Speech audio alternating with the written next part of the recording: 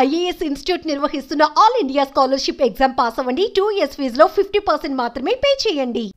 ఆస్తి కోసమో డబ్బు కోసమో తాను పోరాటం చేయడం లేదని మంచు మనోజ్ క్లారిటీ ఇచ్చాడు. తనను తొక్కేయడానికి భార్య పిల్లల అంశాన్ని తీసుకొస్తున్నారని ఆరోపించారు.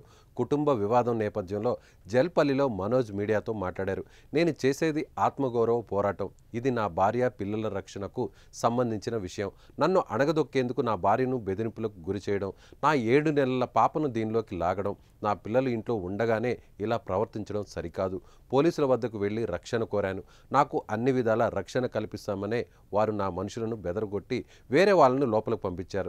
నా మనుషులను ఇక్కడి నుంచి పంపించే అధికారం పోలీసులకు ఎక్కడిది?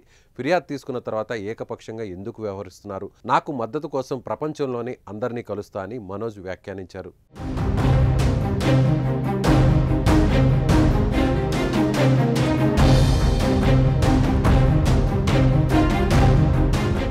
ఇక మంచు కుటుంబంలో జరుగుతున్న వివాదం చర్చనీయాంశంగా మారింది.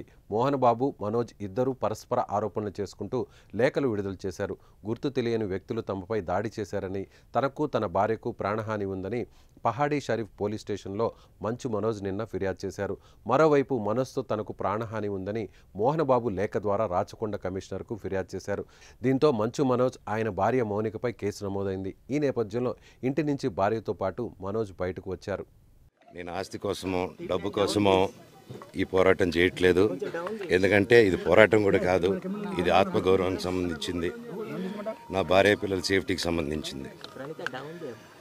ఇది నాతో ఒక మగాడిగా నాతో డైరెక్ట్గా వచ్చి నాతో ఏం చేసినా పర్వాలేదు. నా భార్య పేరు ఇంక్లూడ్ చేయడం, నన్ను తొక్కేదానికి, నా 7 నెలల పాపని ఇంక్లూడ్ చేయడం, నా బిడ్డల ఇంట్లో ఉండగానే అలా బిహేవ్ చేయడం కరెక్ట్ కాదు. ఈరోజు పోలీస్ దగ్గరికి నేను వెళ్ళి ప్రొటెక్షన్ అడిగాను. నేను మొన్న వచ్చి అడిగినప్పుడు మీకు అన్ని ఎవిడెన్స్లు ఇస్తాను. ఎస్ఐ గారు ఇక్కడి నుంచి వచ్చి నేను ఇస్తాను సార్ ప్రొటెక్షన్ చూపించాను. బౌన్సర్లు అందరూ అక్కడ దాక్కున్నారని చూపించాను. అది కొంచెం చూసి ఓకే సార్ మీరు ధైర్యంగా ఉండండి, మేము ఎక్కడికి వెళ్ళట్లేదని చెప్పి మాట్లాడి పారిపోయారు. ఇప్పుడు కానిస్టేబుల్స్ వచ్చి అందరూ నా మనుషులందరినీ భయపించి ఇప్పుడు వాళ్ళ పేర్లు తీసుకొని బెదరగొట్టి మా మనుషులు పంపించేసి వేరే బాడీ గార్డ్ లోపల పంపించున్నారు సార్. ఫస్ట్ డిపార్ట్మెంట్ ఎందుకు వన్ సైడ్ తీసుకుంటున్నారు? కంప్లైంట్ తీసుకున్న తర్వాత వాళ్ళకి ఏ అధికారం ఉంది? నా ప్రొటెక్ట్ చేసే మనుషులు పంపించేదానికి అధికారం ఏముంది? ప్రపంచంలో నా అందరినీ కలుస్తాను సార్, బయలుదేరు.